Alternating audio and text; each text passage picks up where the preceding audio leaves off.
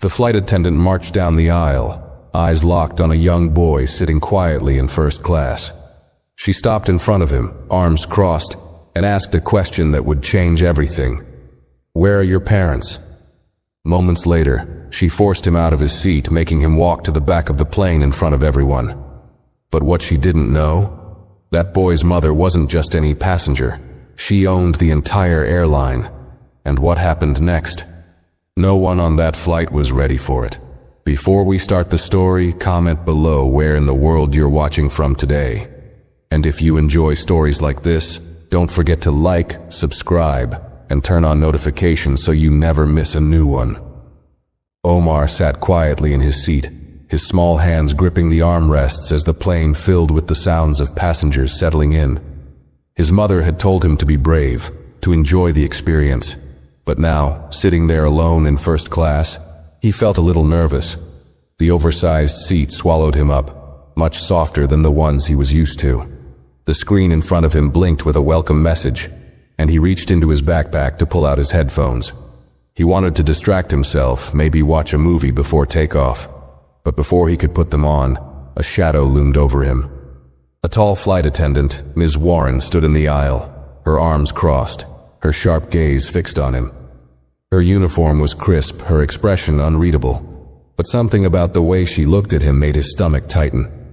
She tilted her head slightly, her voice polite but firm. "Are you lost, sweetie?" she asked. Her tone was the kind used for small children who wandered away from their parents, not for a passenger who had just taken his seat.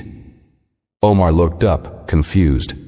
"No, this is my seat," he said, pointing to the small ticket tucked under the screen in front of him. He had checked it twice before sitting down, just to be sure. Ms. Warren didn't even glance at it. Instead, she gave a small, forced smile, one that didn't reach her eyes.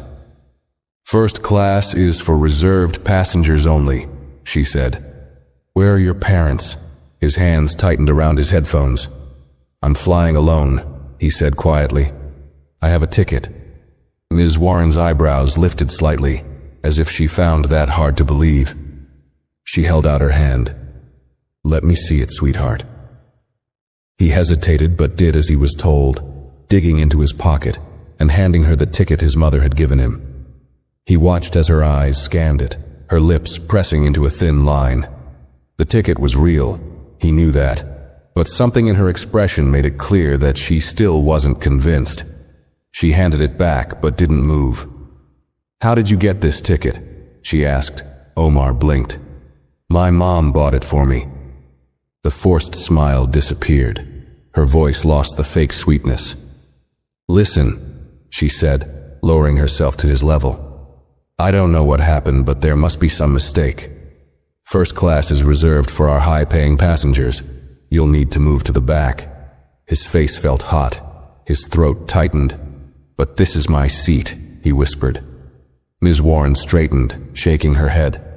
"Come on now," she said, a little louder this time. "Let's not make a scene. Gather your things and I'll find you a seat where you belong." The word stung, where he belonged. He swallowed the lump in his throat and glanced around, realizing that people were watching now. Some were pretending not to notice, but others were staring. Curious, indifferent, maybe even agreeing. He didn't know. He only knew that no one was saying anything. Slowly he grabbed his backpack and unbuckled his seatbelt, his hands shaking slightly as he stood. His legs felt wobbly as he stepped into the aisle, the weight of the moment pressing down on him. Ms. Warren didn't look at him again. She was already moving toward the galley, satisfied that she had done her job. As he walked toward the back of the plane, he pulled out his phone, his fingers trembling as he typed a quick message. "Mom, they made me leave my seat." Omar slumped into the economy seat, gripping his phone tightly. His heart was still pounding, his face hot with humiliation. He didn't understand why Ms. Warren had treated him that way. He had done everything right, checked his ticket, followed the rules. But somehow none of that had mattered. The stares from the other passengers still burned in his mind. No one had spoken up, not one person. His fingers hovered over the phone screen as he waited for his mother's reply. He knew she was in a meeting, but she always checked her messages. He imagined her sitting at her desk, surrounded by her team, looking over reports, never expecting to get a text like this. The message had been delivered, but there was no response yet. A man in the seat next to him cleared his throat. "Everything all right, buddy?" he asked, giving Omar a sideways glance. His voice wasn't unfriendly, but it wasn't particularly kind either. Omar swallowed hard and nodded. "Yeah, I'm fine," he said, though he knew he wasn't. The man nodded, but there was something in his eyes, pity maybe, or awkwardness, like he didn't want to get involved. Omar turned away, pressing himself closer to the window. Outside, the runway stretched out beneath the golden afternoon sky, and ground crew bustled around, preparing the plane for takeoff. The engines hummed beneath his seat, steady but distant, a reminder that soon he would be stuck here, thousands of feet in the air, with no way to fix what had happened. His phone buzzed in his hand. His mother had replied. "What do you mean they made you leave your seat?" Omar quickly typed back. "The flight attendant said I didn't belong in first class. She made me move to the back." For a long moment there was no response. Then the 3 little dots appeared, showing that she was typing. "What's the flight number?" Omar's heart beat a little faster. He checked his boarding pass and typed the number back as quickly as he could. He had seen his mother handle situations before, calm, precise, always in control. But something about the way she had asked made his chest tighten. The reply came almost instantly. "Stay where you are. Don't worry about anything." Omar let out a slow breath, but the tightness in his chest didn't go away. He knew that tone. Even in a text message he could hear it, calm, controlled, but full of something else. A quiet kind of anger. His mother never yelled. She never had to. When she was upset, she fixed things, and he had a feeling that Ms. Warren had just made the biggest mistake of her life. Omar stared at his phone, his mother's last message still glowing on the screen. "Stay where you are. Don't worry about anything." He wanted to believe that, but his stomach was still twisted in knots. He shifted in his seat, glancing up as the flight attendants moved through the aisle, checking seat belts and overhead compartments. Ms. Warren was nowhere in sight. Maybe she had gone back to first class, where she thought he didn't belong. The captain's voice crackled over the intercom, announcing that they would be taking off soon. Omar fastened his seatbelt, his hands still shaking slightly. He hated how small he felt, how embarrassed.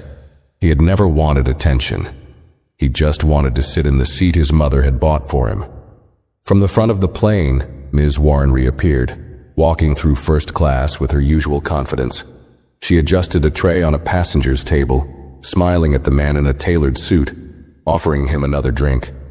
Omar watched as she moved with ease, completely unbothered, as if she hadn't just humiliated a child in front of an entire plane. In the galley, a younger flight attendant, Lisa, hesitated before speaking. "Hey, was there something wrong with that boy's ticket?" she asked, keeping her voice low. Ms. Warren barely looked up as she smoothed her uniform. "It didn't seem right," she said simply. "Probably a mistake in the system." Lisa frowned. "But you checked it, right?" Ms. Warren waved a hand. "I've been doing this for years. I can tell when someone's out of place. You think a kid like that is flying first class alone?" "Come on." Lisa hesitated. She had been on enough flights to know that kids flew first class all the time. It wasn't that unusual. And something about the way Ms. Warren said it, "a kid like that," made her uncomfortable. But she kept quiet. Ms. Warren had been with the airline for a long time. Arguing with her wasn't a smart move. The flight attendants finished their final checks, and soon, the plane began to roll down the runway. Omar clenched his hands into fists as the aircraft lifted into the air, the pressure making his ears pop. His mother's words repeated in his head. Don't worry about anything. But he knew better. Something was about to happen, and this flight was going to be anything but normal. The plane climbed higher, breaking through the clouds, but Omar barely noticed. His mind was still stuck on what had happened. The seat felt smaller now, cramped and uncomfortable. He could still feel the stares, even though most of the passengers had moved on, too wrapped up in their own flights to care about a kid who had been sent to the back. He let out a slow breath and looked down at his phone, checking for another message from his mother. Nothing yet. His fingers hovered over the screen. He wanted to ask what she was going to do, but he already knew better than to question her. If she said she'd handle it, she would. Meanwhile, at the front of the plane, Ms. Warren continued her duties like nothing had happened. She moved through first class with a practiced ease, pouring drinks, adjusting trays, smiling at passengers who barely acknowledged her. This was the part of her job she liked, the control, the order, keeping things in place. She had been working flights for over 15 years, and she prided herself on knowing how things worked, and she knew without a doubt that a boy like Omar didn't belong in first class. She had seen it before. People trying to sneak up from economy, using passes that weren't really theirs, getting upgrades they didn't deserve. It disrupted everything. First class was a different world, meant for a certain kind of passenger. Business executives, wealthy travelers, people who understood how things worked. Not a boy in a hoodie, flying alone. She didn't regret sending him back. If anything, she was proud of herself for catching the mistake before it caused any problems. She had done what she was supposed to do. But what she didn't know, what she couldn't possibly know, was that she had just set off something much bigger than a simple seating issue. Back in economy, Omar sat stiffly, staring out the window, lost in thought. He tried to distract himself by scrolling through his phone, but nothing helped. He wasn't angry, at least not yet. Mostly, he just felt small. He thought about his mom, about how hard she worked, how much she had sacrificed to make sure he never had to feel like he wasn't enough. She had always told him to be proud, to walk with his head held high. But how could he, when a stranger could take one look at him and decide he didn't belong? His phone vibrated suddenly, breaking through his thoughts. A new message. Mom. Just spoke to the airline. Keep your phone close. Omar's heart jumped. He sat up straighter, his fingers tightening around the device. He wasn't sure what she meant exactly, but he knew one thing. This wasn't over. At that very moment, in a high-rise office thousands of miles away, Naomi Carter, CEO of the airline, stood behind her desk, her expression unreadable. A conference call was already in progress, her voice cutting through the line with the kind of authority that left no room for argument. Her assistant, James, stood nearby, shifting uncomfortably as he listened. He had worked for Naomi for years, and he had seen her handle difficult situations before. But this was different. Let me be very clear, Naomi said, her voice calm but dangerously sharp. My son was removed from his seat without cause. Your crew member made that decision without checking the manifest, without verifying the ticket, and without any justification beyond her own assumptions. On the other end of the call, the head of in-flight operations stammered, scrambling for an excuse. Ms. Carter, I understand your concern, but nothing, Naomi interrupted smoothly. I want the name of the flight attendant responsible. I want to know exactly what she said to him, and I want a full report on my desk before that plane lands. James cleared his throat. Should I notify the captain? Naomi didn't hesitate. Immediately. She hung up the call and exhaled slowly, pressing her fingers against her temples. She had dealt with discrimination before. She had fought her way to the top of an industry that hadn't exactly welcomed her with open arms. But this was personal. Her son was on that plane, thousands of feet in the air, and she couldn't be there with him. But that didn't mean she was powerless. Far from it.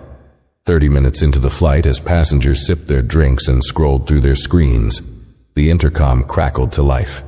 Ms. Warren, please report to the cockpit immediately. The word sent a ripple through the cabin. A few passengers glanced up, sensing something unusual. Flight attendants didn't just get called to the cockpit like that. Omar looked up, his heartbeat picking up speed. Ms. Warren frowned as she wiped her hands on a napkin. She wasn't worried. Not yet. This had to be a routine issue. Maybe the captain needed an update on service. She straightened her uniform and walked toward the front of the plane, her heels clicking softly against the carpeted floor. She had no idea what was waiting for her on the other side of that door. No idea that in just a few minutes, her entire world was about to change. Ms. Warren adjusted her uniform as she stepped into the narrow hallway leading to the cockpit. The slight hum of the plane's engines filled the space, but something about the atmosphere felt off. She had been a flight attendant for years, and she knew how things worked. Getting called to the cockpit mid-flight wasn't unheard of, but it was rare. Usually it meant the captain needed clarification on a service matter or a request from a high-profile passenger. But there was something about the way her name had been called, so firm, so direct, that made her stomach tighten just a little. She straightened her shoulders. She had nothing to worry about. She had done her job, upheld the standards of first class. There was no mistake. She reached the door and knocked once. A moment later, the lock clicked, and she stepped inside. The cockpit was dimly lit, with the control panels glowing softly as Captain Reed sat in his seat, one hand resting on the controls. He was an older man, steady and experienced, but his usual calm expression was missing. His jaw was tight, his eyes sharp as he turned his chair slightly to face her. Beside him, the co-pilot remained silent, his eyes flicking toward the in-flight phone screen, where a video call was still active. The face on the other end was unmistakable. Naomi Carter. Ms. Warren felt a chill run down her spine. "Captain," she greeted, keeping her voice professional. "You needed me?" Captain Reed exhaled, his fingers drumming against the armrest. "Ms. Warren, we have a situation, a serious one." She frowned, feigning confusion. "Of course, Captain. How can I help?" Naomi's voice came through the speaker, clear and precise. "By explaining why you removed my son from first class." Ms. Warren blinked. I'm sorry." The captain didn't say a word. He just leaned back, arms crossed, letting Naomi do the talking. "My son, Omar Carter," Naomi continued, her voice controlled but carrying a dangerous edge. "The 10-year-old boy you humiliated in front of an entire cabin. The boy whose ticket you didn't bother verifying before you sent him to economy." Ms. Warren's throat went dry. I was just following standard procedure," she tried, forcing a small, professional smile. "Sometimes passengers, especially children, end up in the wrong section. I was only ensuring that—" "Don't insult me," Naomi cut in sharply. "We both know that's not what happened." Ms. Warren's face burned. She had been in situations before where passengers argued over seating, but this was different. The power dynamic had shifted entirely. She wasn't dealing with just any passenger. She was dealing with the woman who owned the airline. Captain Reed finally spoke, his voice heavy with disappointment. "Did you check the manifest before removing him from his seat?" Ms. Warren hesitated. Yes or no?" Naomi pressed. Ms. Warren swallowed hard. "No." The silence that followed was suffocating. Captain Reed shook his head. "You didn't verify his name. You didn't confirm his ticket. You made a decision based on what? A gut feeling, his appearance?" Ms. Warren could feel her heart pounding now. It was a misunderstanding. I thought—" "You thought he didn't belong," Naomi finished for her. The words hit like a slap. Ms. Warren opened her mouth, then closed it. There was no way out of this. The co-pilot glanced at Captain Reed, waiting for direction. Reed sighed, rubbing his temple before speaking again. "Ms. Warren, per orders from corporate, you are to personally escort Omar Carter back to his original seat immediately," he said, his voice firm. "And you will do so with a full apology. A real one." Ms. Warren felt her breath hitch. She had never been ordered to publicly apologize to a passenger before, and now she was expected to walk through the plane, admit her mistake in front of everyone, and return the boy to first class. Her face burned with humiliation. "Captain," she started, keeping her voice low. "Perhaps we could handle this after landing." "That wasn't a request," Naomi interrupted. Ms. Warren clenched her jaw. There was no way out. "Understood," she muttered. She turned stiffly and stepped out of the cockpit, her hands clammy. Every step she took back toward the cabin felt heavier, as if the weight of her mistake was pressing down on her. Omar sat in his economy seat, still gripping his phone, his mother's last message replaying in his mind. He had no idea what she had done, what strings she had pulled from the ground, but he could feel it, the shift in the air. Then he heard it, a voice, clearing a throat beside him. He looked up, and there she was, Ms. Warren. She wasn't smiling anymore. She wasn't standing with that stiff professional confidence. Instead, she looked uneasy. "Mr. Carter," she said, her voice quieter than before. "There has been a misunderstanding. I'd like to escort you back to your original seat." Omar didn't move right away. He could feel other passengers watching, their eyes flicking between him and the flight attendant. Some of them had seen what happened earlier, had watched as she sent him to the back without a second thought. Now she was standing in front of him, forced to undo what she had done. "Why was it a misunderstanding?" Omar asked, his voice steady. Ms. Warren stiffened. She wasn't expecting him to push back. I should have checked your ticket properly," she admitted, her voice tight.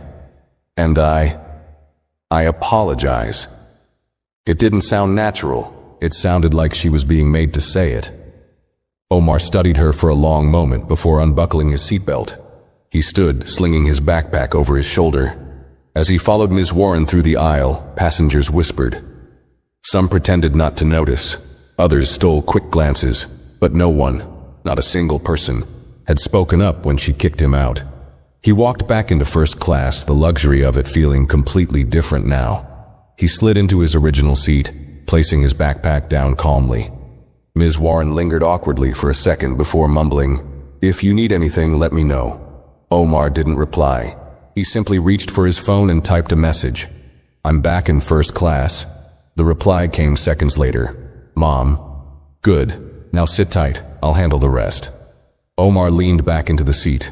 Something told him that Ms. Warren's problems were just beginning. Ms. Warren turned on her heel and walked back toward the galley, but she could feel the weight of every passenger's gaze on her.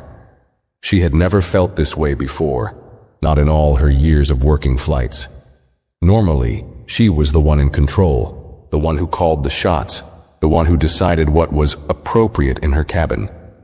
But now, she wasn't in control at all. As she reached the first-class service area, she gripped the edge of the counter, her fingers pressing into the polished metal. She needed a moment to breathe, to collect herself. But her mind was racing. Passengers had watched her escort Omar back. They had heard her apology. They had witnessed her mistake. She clenched her jaw. How could this have happened? A voice broke through her thoughts. "You all right?" She turned to see Lisa, the younger flight attendant, standing near the coffee machine, her arms crossed. There was something unreadable in her expression, something between curiosity and quiet judgment. Ms. Warren forced a tight smile. "Of course," she said stiffly. Lisa didn't move, didn't blink. "You got called to the cockpit for that, didn't you?" Ms. Warren inhaled slowly through her nose. "I don't see how that's any of your concern." Lisa tilted her head slightly. "It's everyone's concern when the CEO of the airline gets involved." The words hit like a slap. Ms. Warren's stomach twisted, so everyone knew. Lisa leaned against the counter. "I'm just saying," she continued, "I've worked a lot of flights and I've never seen a first-class passenger get removed unless their ticket was invalid. His wasn't, was it?" Ms. Warren swallowed hard. "Lisa," she said sharply, "maybe focus on doing your job." Lisa gave a small shrug. "Sure thing, Ms. Warren," she said, but there was a hint of something behind her voice, something that made it clear she wasn't fooled by the act. Ms. Warren turned away, smoothing down her uniform. She needed to compose herself. This wasn't over. Maybe she had been forced to apologize. Maybe she had been humiliated. But she could still recover. She just needed to make it through the flight. Meanwhile, in first class, Omar sat quietly, staring at his phone. His mother hadn't sent another message yet, but he didn't need one to know she was still handling things. He could feel it. The energy in the cabin had shifted. Before, the flight attendants had barely glanced at him. Now they avoided his eye contact completely. They moved stiffly, as if they were suddenly aware that every action they took could be watched, reported, and judged. It wasn't just the crew either. Passengers who had ignored him before were now whispering to each other, sneaking glances when they thought he wouldn't notice. He could feel it. The embarrassment that had burned inside him earlier was starting to fade, replaced by something else. Something he wasn't used to feeling. Power. For the first time in hours, he didn't feel small. 20 minutes later, the in-flight phone rings. In the cockpit, Captain Reed picked up the receiver, pressing it to his ear. Captain speaking. The voice on the other end was calm, but there was no mistaking the authority behind it. "Captain, this is James Holloway from corporate," the voice said. "Ms. Carter has requested immediate action regarding the incident on board your flight. Effective immediately, Ms. Warren is to be placed on suspension upon landing." Captain Reed let out a slow breath, closing his eyes for a brief second. He wasn't surprised. "Understood," he said. James continued. "She will be escorted for questioning as soon as the aircraft arrives at the gate. Additionally, corporate has requested that Omar Carter receive priority service for the remainder of the flight." Captain Reed nodded. "I'll make sure that happens." "One more thing," James added. "Ms. Carter would like a direct report from you regarding how the situation was handled. She wants details." That last part wasn't a request. Captain Reed had flown thousands of flights in his career. He had seen plenty of incidents, entitled passengers, difficult crew members, situations that escalated too quickly. But this was something different. This was about consequences. As he hung up the phone, he glanced at his co-pilot.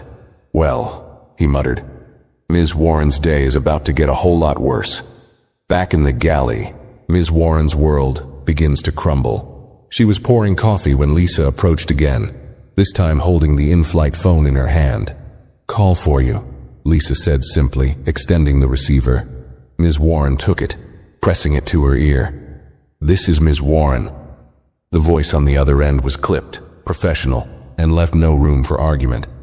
"Ms. Warren, upon landing, you will be required to report directly to the operations office for an immediate review of your conduct. You are not to leave the airport until further notice. Security will be waiting at the gate." Ms. Warren felt her stomach drop. I don't understand," she stammered. The voice didn't change. "This is per executive orders from Ms. Carter herself. You will comply. Do you understand?" Ms. Warren's throat tightened. "Understood," she whispered. The line went dead. Lisa was still standing there when she lowered the phone. "Bad news?" Lisa asked, her voice light, but her eyes knowing. Ms. Warren didn't answer.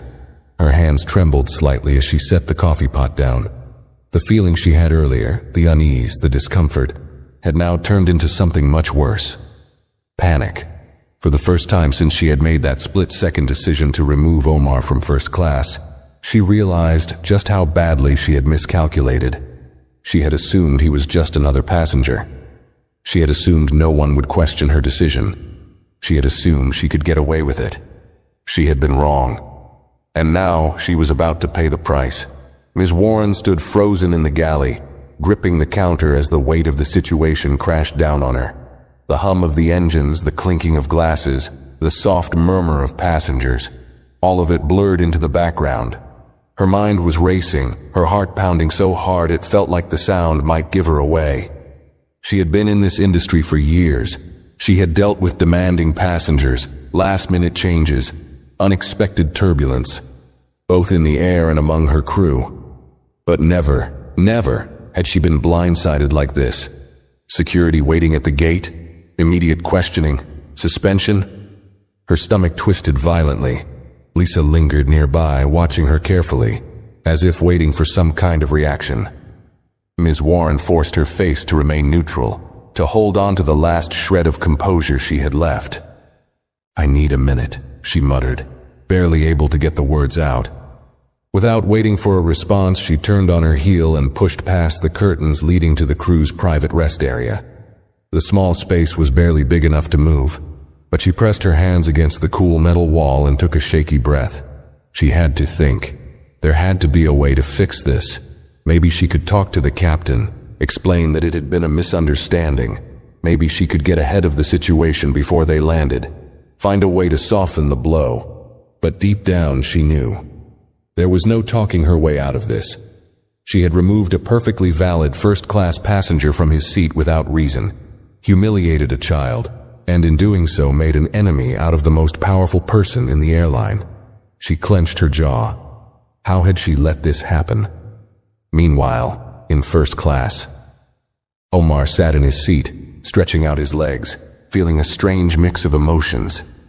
Just hours ago, he had felt helpless, small, invisible. Now he could feel the energy around him shifting.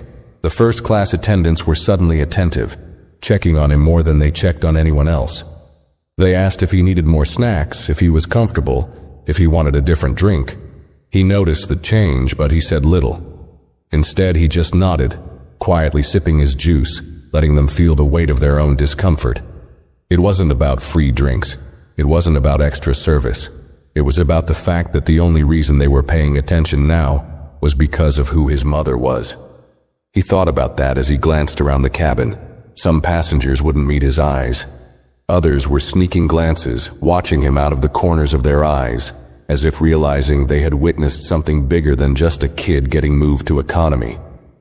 One man sitting across the aisle cleared his throat. He looked like a businessman, his suit perfectly pressed, his wristwatch expensive. He leaned slightly toward Omar, speaking in a voice just loud enough to be heard. I saw what happened earlier, the man said. Omar turned his head, waiting. The man shifted uncomfortably. That was unfortunate. Omar blinked. Unfortunate? The man nodded stiffly. Yes, well, I imagine it was a misunderstanding. Omar studied him for a second before tilting his head. Did you think it was a misunderstanding when she told me to move? The man hesitated. Omar didn't break eye contact. Did you think it was a misunderstanding when nobody said anything? The man swallowed, his fingers tightening around the stem of his wine glass. He let out a small, awkward chuckle. Well, I suppose, you suppose? Omar cut in. The businessman exhaled and looked down at his lap, suddenly very interested in the safety pamphlet he had ignored earlier. Omar turned back to his window, letting the silence stretch. This wasn't just about one flight attendant. It was about all the people who had watched it happen and said nothing. Back in the cockpit, Captain Reed sat in his chair, eyes on the horizon, his hands resting on the controls. But his mind was elsewhere. He had been flying for over 20 years. He had seen nearly everything. Fistfights in coach, entitled passengers demanding ridiculous treatment, even once having to physically remove someone from the cockpit for trying to argue about turbulence. But this was different. This wasn't just about a difficult flight attendant. This was about a decision made in seconds that could destroy someone's career.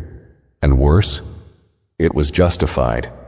The moment he had spoken to corporate and heard Naomi Carter's voice, he knew Ms. Warren was finished. You didn't humiliate the owner's child and walk away from it. Still, there was something about this whole situation that left a bitter taste in his mouth. He didn't feel sorry for Ms. Warren. She had made a mistake, and now she was facing the consequences. But part of him wondered how many times things like this happened on other flights, when there wasn't someone like Naomi Carter to step in. How many times had people been treated unfairly and had no one to fight for them? He exhaled through his nose. There was nothing left to do now except wait for landing, and he had a feeling this flight was going to be talked about in the industry for a long time. In the galley, Ms. Warren faces reality. Ms. Warren checked the time. Less than an hour left before they landed. Her hands were shaking as she smoothed her uniform, forcing herself to take steady breaths. She had to keep it together. But she already knew the truth. She had lost. She had spent years commanding respect, making sure people knew that she was the one in charge. And now, she was the one being escorted off the plane like a problem that needed to be handled. The irony made her sick. She wiped her hands on a napkin, her mouth dry. The crew around her knew. She could feel it in the way they moved, in the way they avoided speaking to her directly. The power she once held over them was gone. Lisa passed by, glancing at her before pausing. "You should probably sit down before we land," Lisa said, her voice calm. Ms. Warren shot her a sharp look. "I don't need your advice," Lisa shrugged. "Suit yourself." Ms. Warren clenched her fists. She wanted to yell, to snap, to demand that people respect her like they always had. But she couldn't. Not anymore. Instead, she stood in silence, staring at the clock, waiting for the moment the plane touched down, when she would have to face what came next. Omar's final message before landing. His phone vibrated. A new text from his mother. "Mom, we land in 30 minutes. Security will be waiting at the gate. Sit tight." Omar smirked slightly. He wasn't scared anymore. Ms. Warren had tried to make him feel like he didn't belong, but now she was the one who didn't belong, and she was about to find out exactly what that felt like. The plane began its slow descent, dipping beneath the thick clouds as the city below came into view. The seatbelt sign dinged, and a flight attendant's voice echoed through the cabin, reminding passengers to remain seated with their tray tables upright. Omar buckled his seatbelt, but his mind wasn't on the landing. His phone was still in his hand, his mother's last message glowing on the screen. Security will be waiting at the gate. It wasn't just a statement, it was a promise. He glanced around first class, watching as some passengers packed up their things, others stretching out as if this had been just another flight. But a few, the ones who had seen everything unfold, seemed uneasy. They shifted in their seats, their eyes flicking toward the front of the plane where Ms. Warren had disappeared into the galley. Omar could still feel the shift in energy around him, the silence, the careful avoidance. Before, he had been just another passenger, a kid that nobody noticed. But now, he was something else. Now they all knew who he was, and the way they looked at him now. It wasn't just curiosity. It was discomfort, because they had been silent when it mattered most. In the galley, Ms. Warren's panic sets. Ms. Warren gripped the counter, staring at the blank wall in front of her. She felt like she was suffocating. The moment the plane touched down, she knew what was coming. She would step off this aircraft, and waiting for her would be security. Human resources representatives, executives, maybe even Naomi Carter herself. And what could she say? That she hadn't meant it, that it wasn't personal, that it was all just a mistake? Would that undo what she had done? Would that erase the way she had looked at that boy and decided in an instant that he didn't belong? Her breathing was shallow. She needed a way out. Maybe if she got ahead of it, she could control the narrative. She could say it had been a training error. Maybe blame the system. Say she was following protocol, that she had been doing what she thought was right. But even as the excuses formed in her head, she knew the truth. This wasn't a mistake. It was a choice, and choices had consequences. Lisa stepped into the galley, glancing at her but saying nothing at first. Then, after a long pause, she spoke. "You know what's coming, right?" Ms. Warren swallowed hard. "I don't need a lecture, Lisa." Lisa leaned against the counter, crossing her arms. "You don't need a lecture. You need to start thinking about your next job." Ms. Warren's fingers curled into fists. "It's not over yet." Lisa raised an eyebrow. "Isn't it?" Ms. Warren opened her mouth, but no words came out, because they both knew the answer. The final announcement. The captain's voice crackled over the intercom. "Ladies and gentlemen, welcome to our destination. The local time is 3:45 p.m. Please remain seated until we have reached the gate and the seatbelt sign has been turned off. On behalf of the crew, thank you for flying with us today." Omar exhaled slowly as the plane rumbled down the runway, slowing to a smooth stop. Outside, he could already see the terminal coming into view, and at the gate, a small group of uniformed security officers stood waiting. Omar's lips pressed into a thin line. He wasn't afraid. He wasn't nervous. He was just waiting. The walk of shame. Ms. Warren's last flight passengers began gathering their bags, moving through the aisles as they prepared to exit. First-class passengers always left first. a privilege that Ms. Warren had once enforced with pride. But today, she was the one who would be escorted off the plane. Lisa gave her a look, one that wasn't smug or cruel, but something close to pity. "You should go," Lisa said quietly. "Better to face it now than to let them drag you off like some kind of criminal." Ms. Warren's throat was dry. She forced herself to step forward, moving toward the exit with stiff, robotic movements. The second she stepped through the door, the tension in the air thickened. The security officers didn't grab her, didn't say a word at first, but their presence alone was enough to send a clear message. This wasn't just a warning. This was the end. "Ms. Warren," one of the men said, his voice firm but professional, "come with us." She hesitated, glancing around as if searching for an escape, but there was none. Passengers who had ignored her earlier were now watching. Some looked surprised. Others pretended not to notice. But Omar was still in his seat, watching her with the same quiet calm he had held through the entire flight. And that was worse than anger, worse than yelling. That was undeniable proof that she had been wrong. With no other choice, Ms. Warren stepped off the plane for the last time. Omar's final moments on the plane. A flight attendant, a different one, not Ms. Warren, approached him, her smile forced and shaky. "Mr. Carter, is there anything else we can get you before you leave?" Omar shook his head. "No, thank you." The woman nodded quickly and stepped aside, letting him pass. As he moved through the terminal, he saw her, standing tall, her arms crossed, waiting. Naomi Carter, his mother.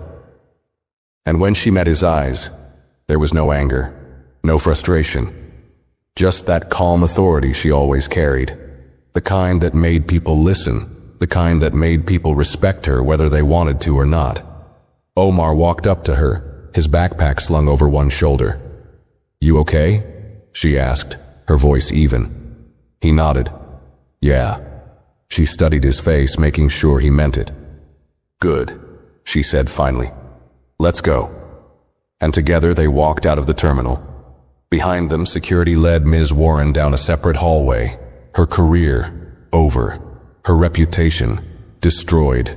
Her mistake, a choice she would never be able to take back. Final words. Some lessons came easy. Some lessons came hard. But for Ms. Warren, this lesson came at 35,000 feet in the air. And by the time she realized her mistake, it was already too late. The terminal was bustling with passengers, voices blending into a steady hum as people hurried to their destinations. But for Omar, the world outside felt muted. His mother walked beside him, her stride confident, her expression unreadable. He knew that look well. It was the same look she had when she sat in board meetings, when she made high-stakes decisions, when people underestimated her. They passed security, the sound of rolling suitcases and boarding announcements filling the air. But Omar knew this wasn't over. His mother wasn't the kind of person who just let things go. She hadn't fought her way to the top of the airline industry by ignoring situations like this. She had made a career out of fixing problems, and today, the problem had been Ms. Warren. "Did she apologize?" Naomi asked suddenly, not breaking her stride. Omar glanced up at her. "Yeah, but only because she had to." Naomi's lips pressed into a thin line. "That's what I thought." They approached a set of sleek glass doors leading into a private executive lounge. A woman in a navy blue uniform stood at the entrance, her eyes widening slightly as she recognized Naomi. She quickly stepped aside, pressing a button to let them in. Inside, the atmosphere was completely different. It was quieter, more controlled. The air smelled like fresh coffee and leather seats. Omar had been here before. This was where his mother handled serious business. And today was serious. A tall man in a crisp suit stood waiting inside. James Holloway, head of corporate operations. He had been working for Naomi for years, and while he was usually composed, today he looked tense. "Ms. Carter," James greeted, straightening his tie. "Everything has been arranged as per your instructions." Naomi nodded once. "Good. What's the status on Ms. Warren?" James hesitated for half a second before responding. She has been escorted to the internal review office. HR is handling the process, and she's been informed of her suspension. Omar tilted his head. What does that mean? It means, Naomi said, looking directly at him, she won't be working on another flight anytime soon. Omar didn't react. He wasn't sure how he felt about that. James cleared his throat. We also have a statement prepared for the media in case this escalates. Omar blinked. The media? Naomi sighed, rubbing her temple. It's already spreading, isn't it? James nodded. Some passengers posted about it on social media before we even landed. People are already asking questions. The fact that it involved your son means it's gaining traction. Omar felt something shift in his chest. He had known this was a big deal, but hearing that people were talking about it online made it feel different. Naomi inhaled deeply before speaking again. What's the internal review saying? James adjusted his suit jacket. They're still collecting statements, but it's not looking good for her. She made a direct decision based on assumption. No verification, no protocol followed. On top of that, she refused to acknowledge her mistake until she was forced to. Naomi scoffed. Typical. Omar watched as his mother took control of the situation like it was just another business deal. He had always admired that about her, the way she commanded respect without ever raising her voice. James hesitated again before speaking. Ms. Carter, we have to decide how far we want to take this. Naomi looked at him, waiting. James exhaled. Do we terminate her, or do we give her a chance to explain herself? For the first time since they had landed, Naomi hesitated. Omar could see the wheels turning in her head. He knew what this meant. If she fired Ms. Warren immediately, it would send a message to the entire airline industry. Discrimination won't be tolerated. But if she let Ms. Warren explain herself, it meant giving her a chance to take responsibility. Omar shifted in his seat. What do you think she'll do? Naomi looked at him carefully. People like her? She shook her head. They don't change unless they have no other choice. Omar swallowed. So you're going to fire her? Naomi's eyes softened slightly. What do you think should happen? Omar hadn't expected that. He stared at his mother, then down at his hands. He hadn't really thought about it in that way. Did he want revenge? No. Did he want justice? Yes. Did he believe she deserved another chance? That was harder to answer. After a long moment, he finally spoke. She didn't just make a mistake. She made a choice. Naomi nodded, waiting for him to continue. If she had just checked my ticket like she was supposed to, this never would have happened, Omar said, his voice steady. But she saw me and decided I didn't belong. She embarrassed me in front of the whole plane. And if you weren't my mom, she would have gotten away with it. James shifted slightly, but he didn't interrupt. Omar inhaled. She needs to understand that what she did was wrong. Not because she got caught, but because it was wrong. Naomi studied him for a moment, then leaned back. All right, then here's what we'll do. James perked up, waiting for instructions. Ms. Warren will be suspended indefinitely, Naomi said. She will undergo full bias training, and she will be required to personally issue a statement acknowledging what she did. James nodded, taking notes. If she refuses? Omar asked. Then she won't ever set foot on another one of my planes again, Naomi said simply. Omar nodded slowly. That seemed fair. James closed his notebook. I'll make sure it's handled. Naomi exhaled, rolling her shoulders. Good. Then she turned to Omar. Come on, kid. Let's get out of here. Omar stood, adjusting his backpack. As they walked toward the exit, he glanced up at his mother.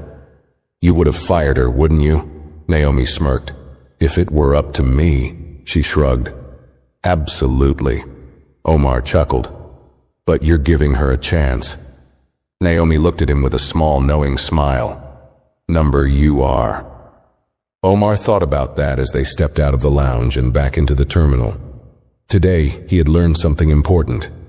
His mother had power, but so did he. And sometimes power wasn't about punishment.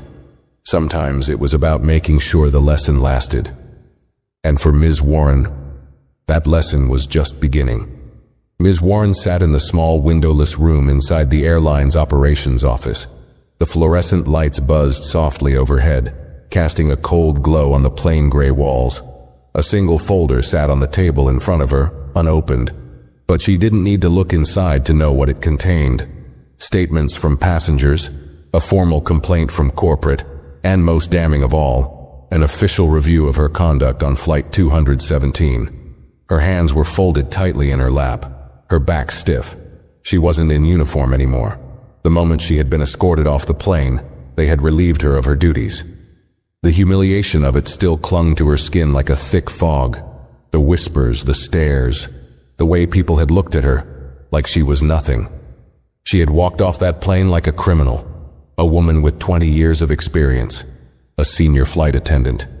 And now, sitting in this cold, empty room, she felt powerless. The door creaked open, and James Holloway stepped inside, his sharp eyes scanning her for a moment before he sat across from her. He didn't speak right away. He placed his tablet on the table, swiped across the screen, then finally looked up. "Ms. Warren," he began, his voice even but firm. "I assume you know why you're here?" She swallowed, forcing herself to nod. James tapped his fingers on the table. "Would you like to explain why you removed Omar Carter from his seat without verifying his ticket?" Ms. Warren's mouth felt dry. She had rehearsed what she would say in her head a dozen times since stepping off that plane. She had practiced excuses, explanations, anything to make this seem like less than what it was. But now, sitting here, under the weight of real consequences, she knew there was nothing she could say to fix this. Still, she tried. "I thought..." She licked her lips, her voice cracking. "I thought there was a mistake in the system. A child traveling alone in first class. It didn't seem..." She trailed off, realizing how hollow it sounded out loud. James arched an eyebrow. "Didn't seem what, Ms. Warren?" She clenched her hands together. "It didn't seem... normal." "Normal?" James repeated, his voice cooling by the second. "Would you have questioned him if he were white?" Ms. Warren felt her stomach lurch. I don't know." James's expression didn't change. "I think you do." She inhaled sharply, gripping the fabric of her pants under the table. "I never meant to..." "Intent doesn't matter, Ms. Warren," James cut in smoothly. "Your actions do." The room felt even smaller now, suffocating. James leaned forward slightly, his voice quieter now, but somehow even heavier. "Let me paint the picture for you." Ms. Warren swallowed. A young boy, 10 years old, boards the plane alone with a perfectly valid ticket for first class. He sits in his seat, follows the rules, causes no issues. And then you, without verifying a single piece of information, publicly humiliate him, accuse him of not belonging, and force him to move to economy. Ms. Warren's pulse pounded in her ears. James tilted his head slightly. "Now tell me, what part of that do you think is okay?" Ms. Warren felt her throat tighten. He let the silence stretch between them before continuing. "The truth is, you saw a little black boy sitting in first class and assumed, without proof, that he didn't belong there." She flinched, but she didn't argue, because he was right. James sighed, leaning back.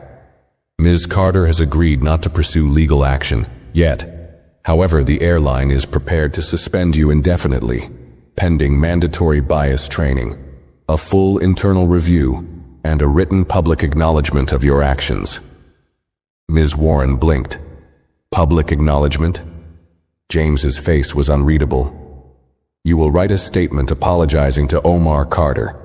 It will be published internally for all airline employees to read. and it will be included in our upcoming bias training seminars as an example of what not to do." The shame burned in her chest like acid.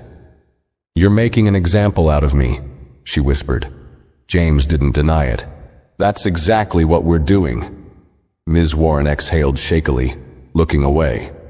A month ago she had commanded authority. Passengers obeyed her.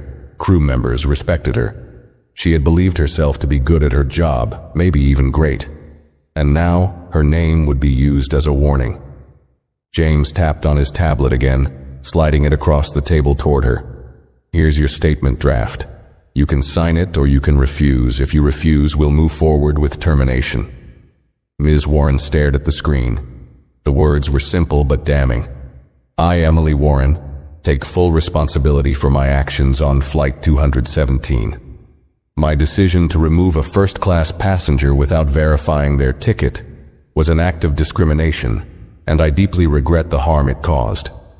I apologize to Omar Carter and his family, as well as to the passengers and crew who witnessed my mistake. I am committed to undergoing training to ensure this never happens again." Her hands trembled as she scrolled through it. She hated this. She hated that she was here. She hated that this had happened to her. But deep down, beneath the humiliation, beneath the bitterness, she knew this hadn't happened to her. She had done this to herself. She hesitated, fingers hovering over the screen.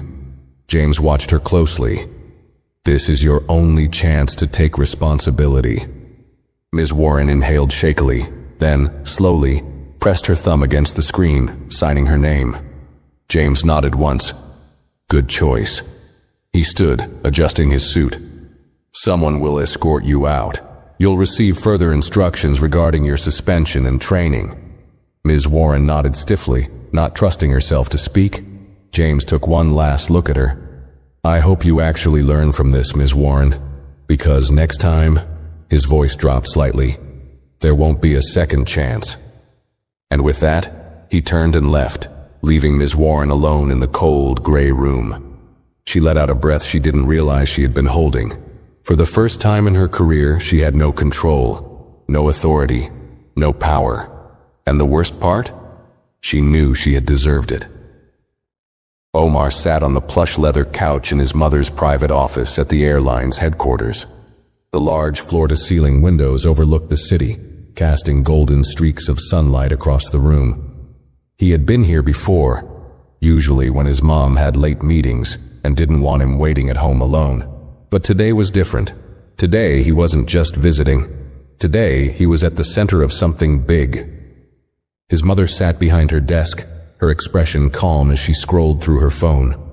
Omar knew she was looking at the updates from corporate, making sure everything had been handled exactly the way she wanted. She finally set her phone down and leaned back in her chair, looking at him. Ms. Warren signed the statement. Omar nodded, unsure of what to say. Naomi studied him for a moment. "How do you feel about that?" He thought about it, about the way Ms. Warren had treated him, about how for those few minutes he had felt less than, like he wasn't supposed to be there, like he had done something wrong just by existing in the wrong place. But now, the tables had turned. Ms. Warren was the one being forced to take responsibility. She was the one answering questions.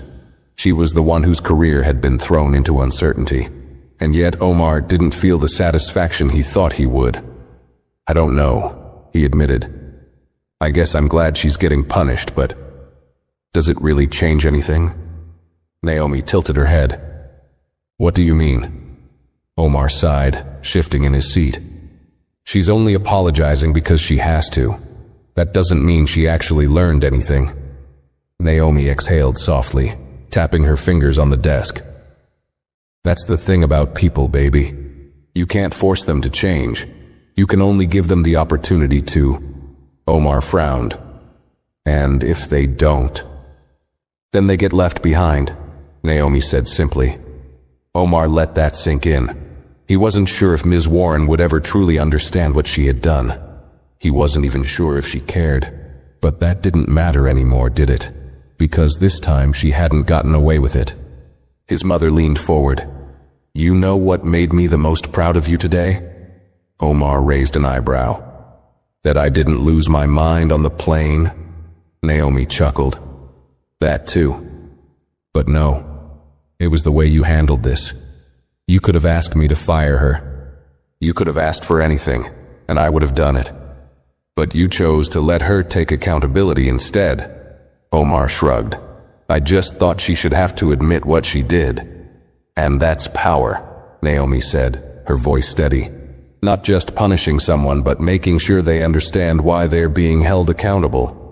Omar hadn't thought about it like that. Naomi leaned back. But the real question is, what do you want to do next? Omar blinked. What do you mean? Naomi smiled knowingly. You do realize that this situation has already started to make waves, right? Omar frowned. Because of social media? Not just that. Naomi tapped her nails against the desk. This isn't the first time something like this has happened, Omar.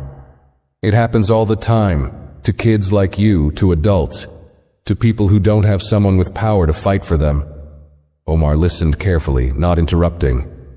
You were lucky, Naomi continued. You had me to step in.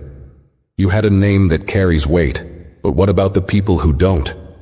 Omar hesitated. What about them? Naomi studied him. That's up to you. He frowned. I don't get it. Naomi sighed, pushing back from her desk. She walked to the window, looking down at the busy streets below. When I was younger, I was treated differently in this industry because I was a black woman in a position of power. People assumed I wasn't supposed to be here, that I didn't belong. But every time someone tried to push me out, I pushed back harder. I worked twice as hard, 3 times as smart, and eventually they had no choice but to respect me. She turned back to him. That's why I fought for you today. Not just because you're my son, but because I've been where you were. And one day you'll have to decide how you want to fight back. Omar sat with that for a long moment. You think I should do something? He asked. Naomi shrugged. Only if you want to. But just know your voice matters. People are already talking about what happened to you. The question is, what do you want to say back? Omar felt a strange sensation in his chest. For the first time since stepping onto that plane, he realized that he wasn't just some kid who got kicked out of first class. He had a story, a voice, and people were listening. He wasn't sure what he wanted to do yet, but he knew one thing for sure. This was only the beginning. That night, Omar lay in bed staring at the ceiling, his phone resting on his chest. The entire day replayed in his head, from the moment he had stepped onto that plane, full of excitement, to the humiliating walk to the back of the aircraft. He had never felt so small, so powerless. But now the whole world knew what had happened. After leaving his mother's office, he had done something he never thought he would. He opened social media and searched his own name. He hadn't expected much.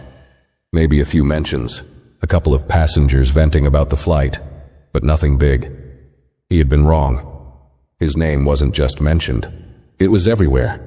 A video had been posted by one of the passengers, a woman who had witnessed everything but said nothing at the time. She had started recording the moment Ms. Warren told Omar he needed to move to the back where he belonged.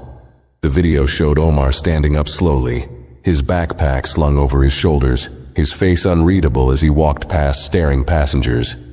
And the comments, they were on fire. To Brandon J.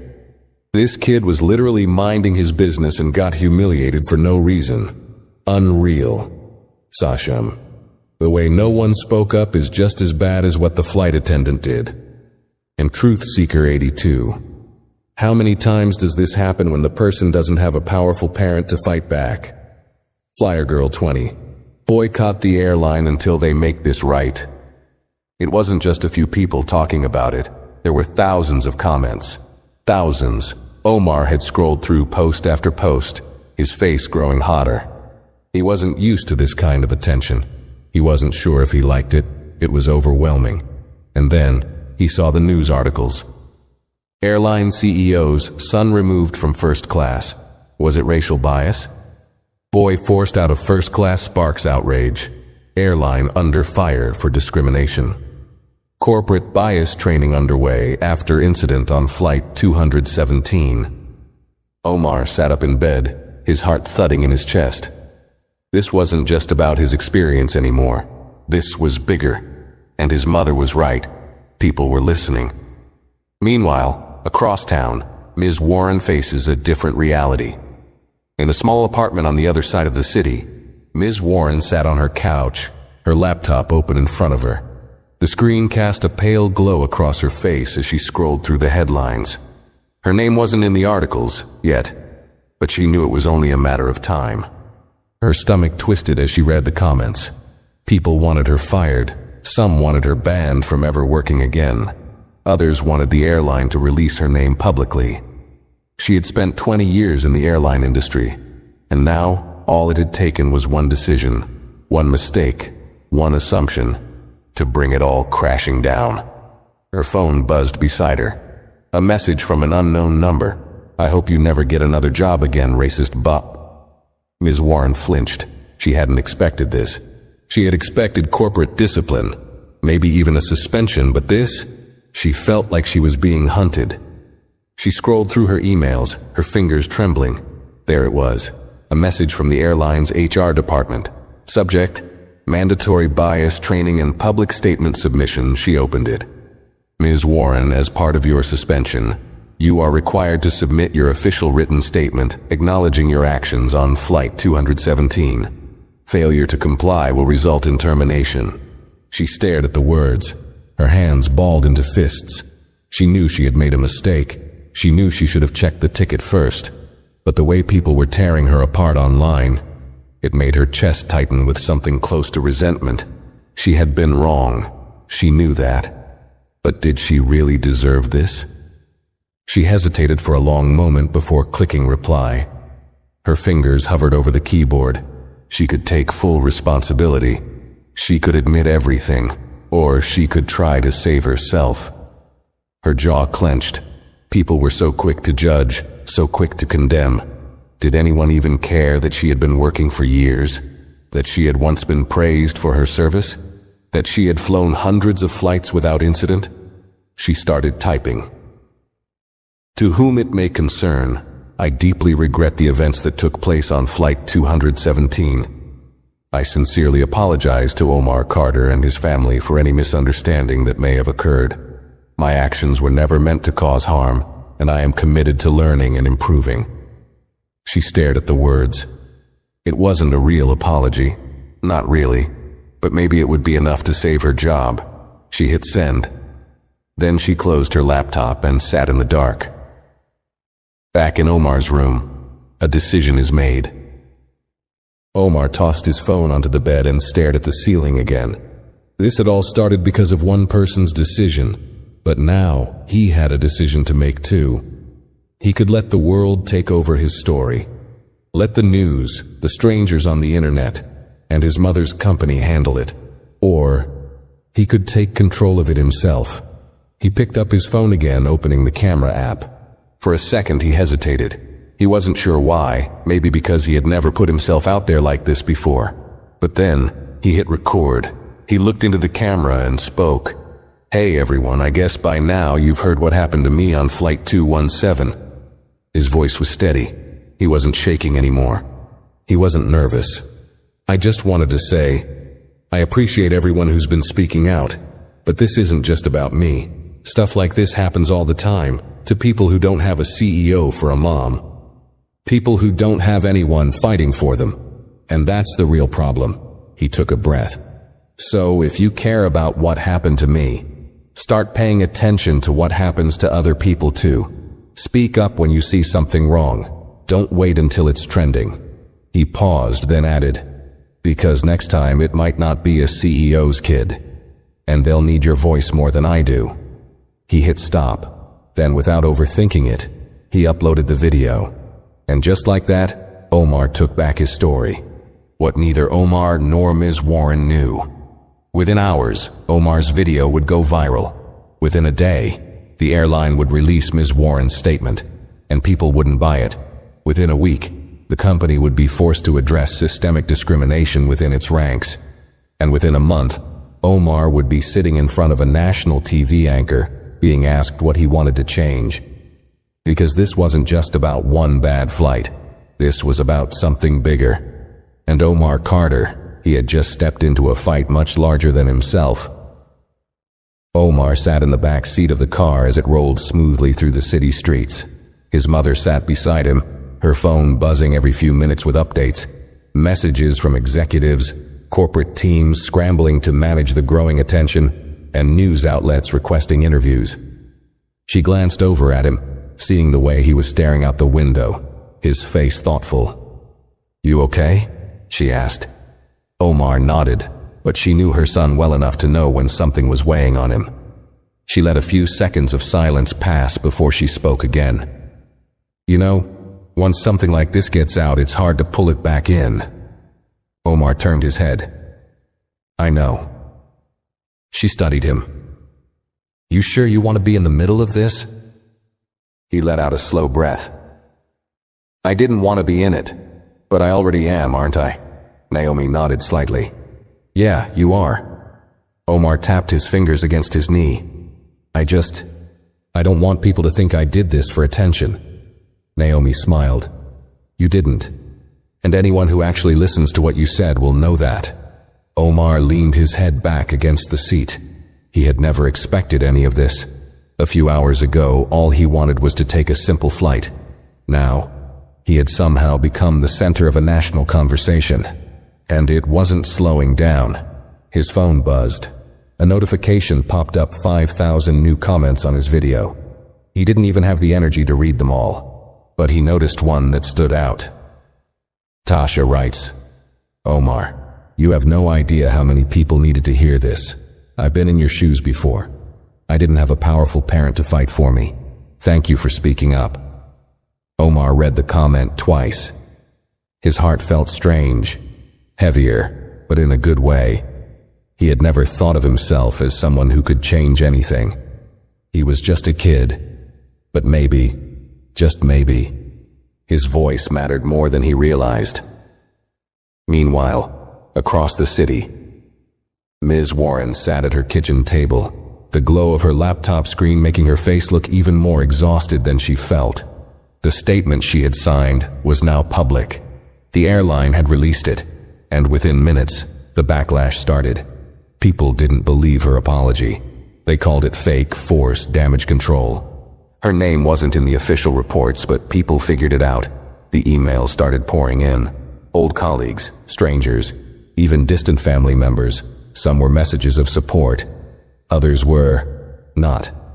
And then there were the news reports. Airline employee suspended after bias incident. A sign of systemic problems. Passengers speak out. This has been happening for years. CEO's son sparks national conversation on racial profiling in travel. Ms. Warren rubbed her temples. Her name would never carry the same weight again.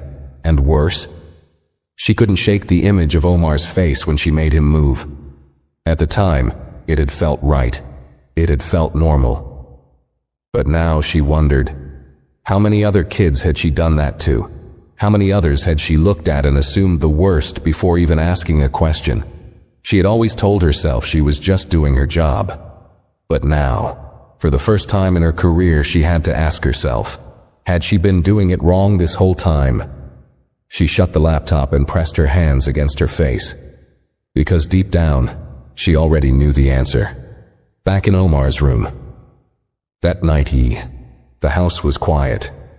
The city outside buzzed with life, but in his bedroom, Omar sat alone in the soft glow of his bedside lamp, scrolling through his phone. More news, more messages, more people talking about what happened to him. His stomach twisted. He hadn't meant to start a movement. He had just wanted to be treated fairly. But now it wasn't just about him anymore, and maybe that was a good thing. His phone buzzed, a new message. "Mom, get some sleep, baby. We have a lot to talk about tomorrow." He sighed, setting his phone down. Tomorrow this conversation would still be happening. Tomorrow people would still be arguing about it. Tomorrow there would still be people who didn't believe him, who thought he was making a big deal out of nothing. But there would also be people who did. People who had been there. People who had felt what he felt. And for those people, he had to keep going. Omar pulled his blanket over himself and closed his eyes. Tomorrow the fight continued, and he was ready for it. What do you think about this story? Do you think the flight attendant got what she deserved? Let me know your thoughts in the comments, and if you enjoyed this video, don't forget to like, subscribe, and share it with others. Your support helps bring more stories like this to life.